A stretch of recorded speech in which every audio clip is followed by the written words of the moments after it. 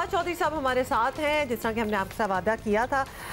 उन्हीं से सबसे पहले तो वो चांद वाली सिचुएशन पूछ लेते हैं, बाकी फिर हम बातें कर लेंगे। फवाद चौधरी साहब, क्या हाल है आपका? और सबसे पहले तो जी वालेकुम सलाम। हाँ फवाद साहब, वो चांद जिसके हम मुंतजर थे, जिस पे हमने शायरी कर ली थी, ऑलमोस्ट गाने शाने भी तैयार थे, वो नजर नहीं आया। अच्छा, सबसे पहले तो हुमा आपको, क्योंकि जब से आप कोरोना से सेहतियाब हुई हैं तो पहली दफ़ा आपके साथ बात हो रही है, तो मैं ही कांग्रेचुलेशन। आपने ज़बरदस्त किस्म का जो है ये मुकाबला किया और एक्चुअली कोई ज़्यादा फ़र्क नहीं पड़ा, कोई कमज़ोर वगैरह नहीं हुई आप। बहुत शुक्रिया फवाद साहब, बहुत बहुत और बहुत लोग I'll take that as a compliment।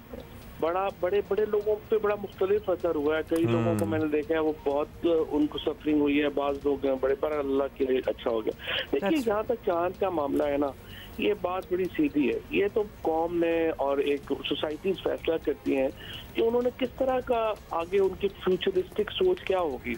क्या वो एक कंजर्वेटिव और बैकवर्ड इंटरप्रिटेशन और उस तशरीह के साथ जिंदा रहना चाहती हैं, वो उसके साथ जिंदा रहेंगी।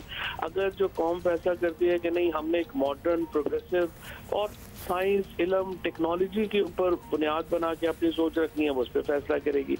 अब ये देखिए ना, यहाँ पे क्या है, चांद के ऊपर किसी को इसके ऊपर कोई दो राय नहीं है कि परसों रात को 10:33 पे चांद की बर्थ हो चुकी है। कल रात चांद 24 घंटे से ज्यादा का था और वो कहते हैं कि कराची में बादल थे तो चूंकि हमें नजर नहीं आया। अब सवाल ये है कि अगर पुरानी टेक्नोलॉजी से देखना हलाल है तो नई टेक्नोलॉजी से हराम क्यों हो जाता है? फिर दूसरी बात यह है कि अगर आपने ये कहते हैं कि टेक्नोलॉजी यूज नहीं करनी, तो फिर आप एनक भी यूज नहीं कर सकते, वो भी अच्छा है। क्योंकि ये जो दूरबीन है या सैटेलाइट है, ये हबल है, ये सारे तो अदसों की मॉडर्न शक्लें हैं ना। सैटेलाइट हो गया। अब अगर आप ये कहें कि नहीं, चूंकि अगर हमने नेकेड आई से देखना है, फिर तो फ्रैंकली रास्ते हलाल कमेटी 20-22 साल के लड़के लड़कियों पे होनी चाहिए जिनकी 6x6 नजर होगी और वो देखेंगे। अब असल में ये एक प्रॉब्लमेटिक है कि जो अभी हम पहले अगर आप देखें तो हम नमाज भी जो है वो सूरज के साइज से जो है वो अंदाज़ा लगाते थे, अब घड़ी देख के जो है वो नमाज पढ़ते हैं। इसी तरह से जो साइंस एंड टेक्नोलॉजी है, हम फोर्स तो नहीं कर सकते क्योंकि ये तो मजहबी आज़ादियाँ हैं।